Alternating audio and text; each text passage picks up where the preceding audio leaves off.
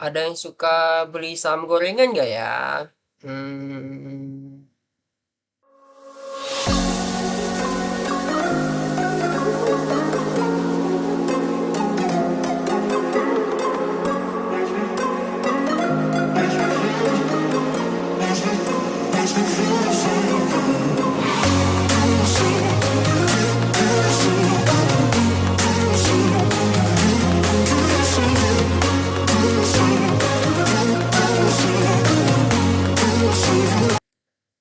pasti banyak dong di antara kalian yang suka beli saham gorengan ini, ya nggak? Ya nggak? Oke, sebelum kita masuk lebih dalam ke pembahasannya, gue mau minta tolong ke teman-teman untuk bantu subscribe, like, dan share ya untuk di video gue yang ini.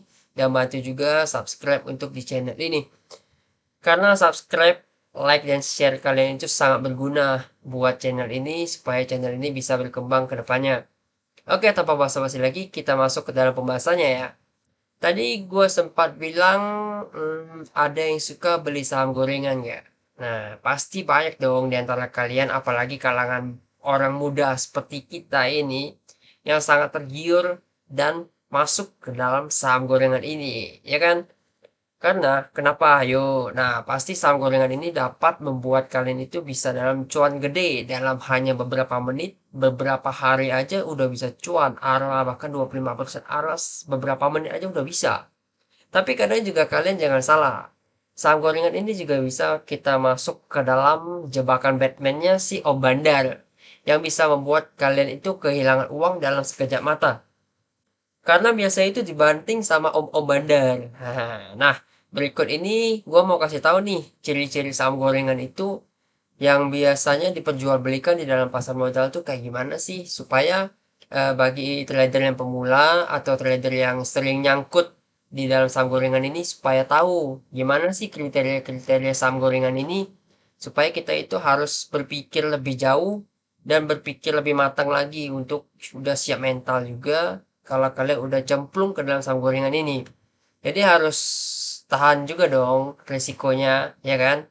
Nah, berikut ciri-cirinya ya. Yang pertama itu, harga sahamnya itu tiba-tiba bergerak naik dan juga turun dalam kurun waktu yang sangat cepat. Nah, biasa saham gorengan ini itu seringkali membuat kejutan bagi seorang trader maupun investor saham.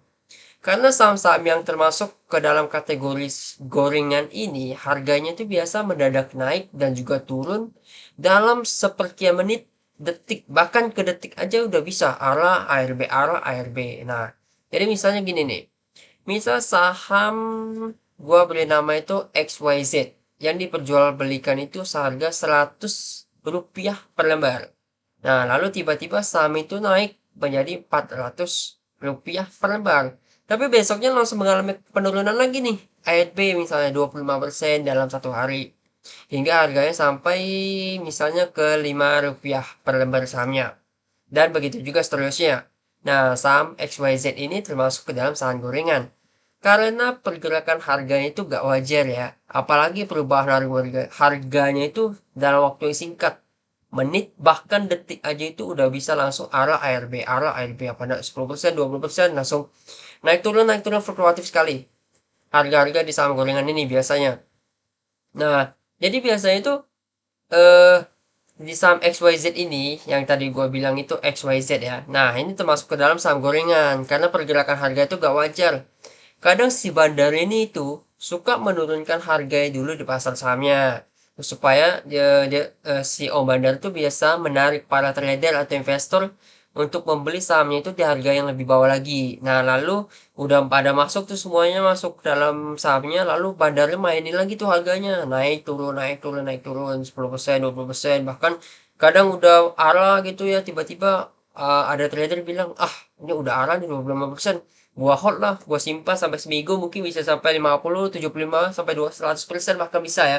Nah tiba-tiba gak sesuai dengan ekspektasi nih, tiba-tiba misalnya gua tinggal nih, misalnya 25% udah nih gue tinggal ke toilet atau makan, sesi kedua buka langsung anjlus, ambles 25% gitu biasanya. Nah, itu bahaya banget ya, teman-teman. Jadi, kalian itu harus berpikir matang kalau udah siap untuk masuk ke saham gorengan.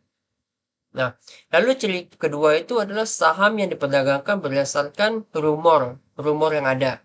Nah, rumor atau gosip saham itu sebuah emiten itu seringkali digunakan oleh kelompoknya si om-om bandar untuk menggerakkan harga saham. Nah, jadi misalnya emiten nih, misalnya gua gak kasih contoh itu emiten XYZ tadi. Misalnya emiten XYZ ini ada rencana nih mau akuisisi perusahaan lain atau mengganti lini bisnisnya. Misal dulunya di bisnis pertambangan pindah ke bisnis ke pelayaran atau transportasi misalnya. Nah, padahal info tersebut tuh hanyalah suatu gosip atau rumor belaka doang. Jadi cuma rumor doang. Nah, jadi dengan rumornya itu biasanya investor tuh pada percaya tuh, ah ini ada rumor nih, gue siap-siap nih masuk ke dalam saham ini. Terus tiba-tiba langsung dimainin tuh sama bandar, bandar masuk ke dalam kan. Om bandar masuk ke dalam terus dimainin tuh harganya 20%, 20% turun, naik turun 10%, 20% gitu-gitu. Nah, jadi biasanya tuh rumor itu sengaja dibuat supaya bisa menggerakkan harga sahamnya itu. Padahal ternyata itu si om bandar yang masuk ke dalam main harganya, bukan bukan malah akuisisi tadi itu bukan benar-benar akuisisi, tapi cuma sekitar gosip aja gitu, cuma sekitar gosip. Tapi nggak semua rumor itu tuh cuma gosip ya. Jadi ada juga rumor itu tuh memang benar-benar kejadian, memang benar-benar misalnya ada rencana ekspansi lah, memang benar-benar akuisisi. Nah itu jadi kalian tuh harus memang benar-benar suka baca berita juga. Jadi supaya kalian tuh tahu nih aksi korporasi perusahaan itu seperti apa aja, public expose-nya apa aja yang dilakukan. Jadi kalian tuh nggak cuma terpaku misalnya dapat berita di Telegram misalnya ada nyebar gosip, oh ini perusahaan XYZ nih mau ekspansi ke luar negeri misalnya. Padahal itu sumber itu nggak tahu dari mana, entah itu dari memang benar-benar dari kompas.com atau dari bisnis bisnis kok apa koran dari bisnis atau apalah itu namanya yang memang benar-benar dari seputar media itu memang benar-benar ada gitu. Tapi ternyata itu tuh cuma gosip belaka. Nah, jadi kalian itu harus jadi harus memperhatikan lagi tuh rumor-rumor itu harus dicek langsung tuh. Apakah ini memang benar-benar ada apa enggak ada. Nah, lalu kriteria ketiga itu jumlah saham dan harganya itu cenderung kecil. Jadi biasanya tuh saham yang biasa digoreng sama om-om bandar ini, nah biasanya tuh sahamnya itu memiliki kapitalisasi yang kecil, market cap-nya itu kecil. Jadi sebagai contoh nih, misalnya nilai kapitalisasi saham yang tadi gue sebut XYZ itu, nah mencapai 100 miliar. Nilainya kan lebih rendah dari emiten lain yang mencapai misalnya 1 triliun. Coba bandingin 1 triliun sama 1 miliar tuh jauh banget. 100 miliar tadi kan jauh banget tuh. Nah, itu kapitalisasi kecil banget. Jadi dengan kapitalisasi pasar itu tuh kapitalisasi pasar atau market cap itu tuh jumlah saham sebuah emiten yang beredar lalu dikalikan dengan harga saham perusahaan. Jadi misal saham yang beredar di emiten XYZ tadi mencapai 1 miliar lembar misalnya. Terus harga itu dijual Rp100 per lembar. Nah, itu artinya kan 1 miliar lembar dikali 100 rupiahnya.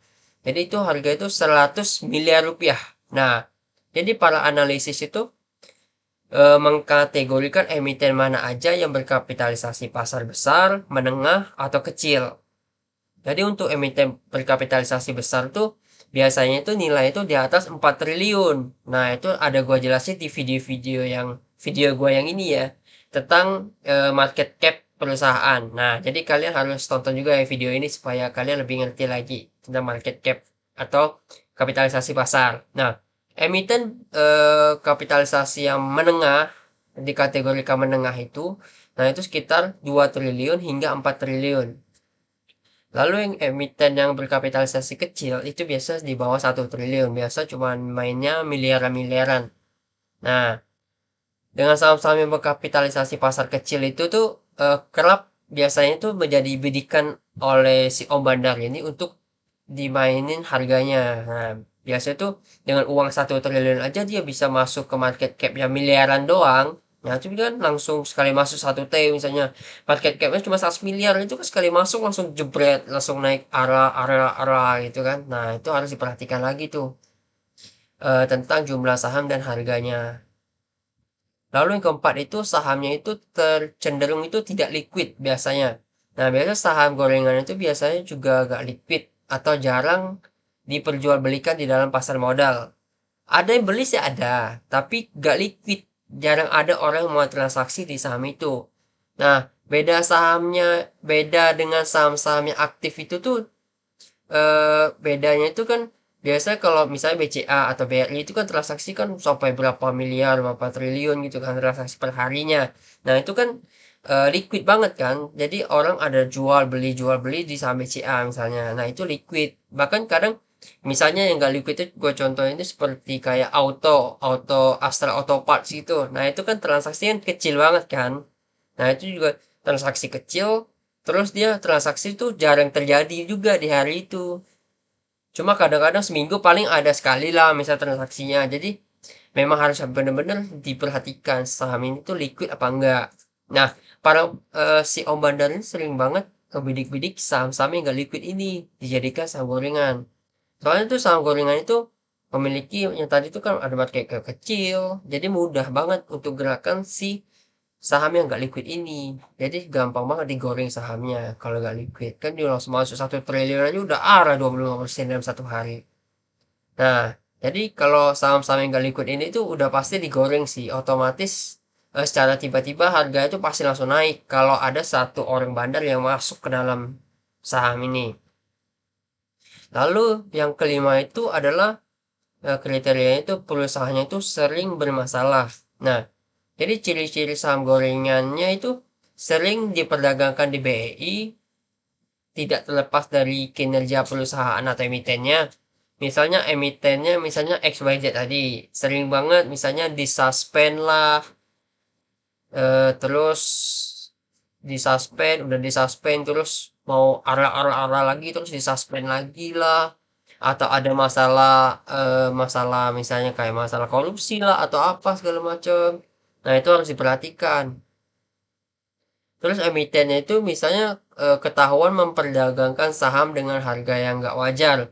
Jadi masalah lainnya itu si perusahaannya itu sedang terlilit utang serius. Jadi bisa juga si perusahaan itu tuh jarang terbuka kepada otoritas bursa atau publik sehingga dapat merugikan investor ataupun trader. Nah, kalau perusahaan itu sudah bermasalah, otomatis sahamnya itu juga udah gak bagus lagi kan buat dibeli. Jangankan di Jangankan mau dibeli, dilirik aja itu bahkan gak mau orang kalau udah ada satu perusahaan yang terkena kasus yang udah kayak parah banget gitu. Nah, itu udah bahaya banget sih kalau kalian udah masuk itu. Itu udah siap-siap harus kehilangan uang biasanya sih gitu ya. Tapi amit-amit ya kalau kalian ada yang ketemu sama begini itu harus dihindari ya. Nah, dengan hal inilah itu yang sering dimainkan si om-om bandar itu atau orang-orang yang nggak bertanggung jawab, yang suka mainin gorengin saham gitu aja. Nah, tapi ada juga sebagai sebagai investor yang baik itu seharusnya kita itu bisa lebih bijak lagi membeli mana saham yang bagus dan mana saham yang banyak kasus-kasusnya. Nah, di PEI itu sedikitnya itu udah terdapat sekitar 555 emiten yang menjual sahamnya seperti itu. Mulai dari saham unggulan, saham kelas kedua, dan saham kelas ketiga. Sekarang tinggal kalian aja nih yang pilih mau beli saham gorengan atau saham unggulan. Nah, yang 555 itu tuh udah ada emiten semuanya sih. Ya, sekarang sih udah lebih sih, lebih dari 500, sekitar 800, 900 sudah ada sih emitennya yang ada di BEI. Jadi kalian itu harus lebih pintar lagi dengan banyaknya emiten, ratusan emiten itu kalian itu harus pintar memilih saham itu tuh saham gorengan apa saham unggulan, ya kan? Nah, jadi memang sih gak sedikit investor itu sering beli saham gorengan. Karena kan lebih sering beli saham gorengan tuh karena cuannya gede ya kan. Apalagi orang-orang anak muda itu kan pengennya hari ini beli, hari ini gua harus cuan 25%, gua gak mau tahu harus cuan pokoknya. Nah, kayak gitu kan itu kan bahaya sih kalau apalagi kalau orang yang memang gak bisa mengalami kerugian yang gede itu sangat beresiko banget sih kalau masuk ke saham-saham gorengan seperti ini. Memang dia menggiurkan banget, tapi ingat resikonya ya. Resikonya juga kalian harus perhatikan, jangan pikirkan cuannya aja. Resikonya juga harus diperhatikan. Nah, nah, tapi sekadar ingetin aja ya, hati-hati kena kolesterol tinggi kalau memang beli saham gorengan. Ingat, kolesterol tinggi ya. Kalau beli saham gorengan tuh harus siap-siap kolesterol. Oke, mungkin tadi di atas itu 5 penjelasan mengenai kriteria-kriteria apa aja sih supaya kita itu bisa melihat saham itu saham gorengan atau enggak, ya kan? Supaya kalian itu gak terjebak ke dalam jebakan Batman-nya si Om Bandar yang biasa ngegoreng saham. Oke, mungkin sekian dulu dari gua. Semoga penjelasan yang gua buat bisa kalian serap dan kalian pahami dengan mudah ya, agar bisa menjadi seorang trader dan investor yang hebat di kemudian hari. Amin.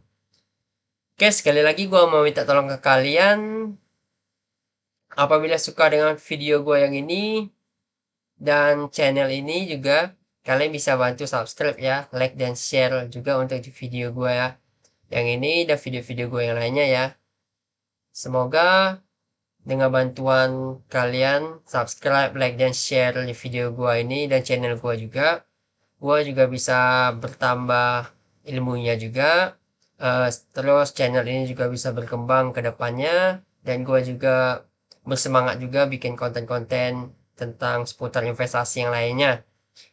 Oke, mungkin itu aja yang bisa gua sampaikan. Apabila gua ada kata-kata yang kurang berkenan di benak teman-teman, gua minta maaf ya sekali lagi. Oke, sampai jumpa di video gua berikutnya ya. Sampai jumpa, see you and goodbye guys.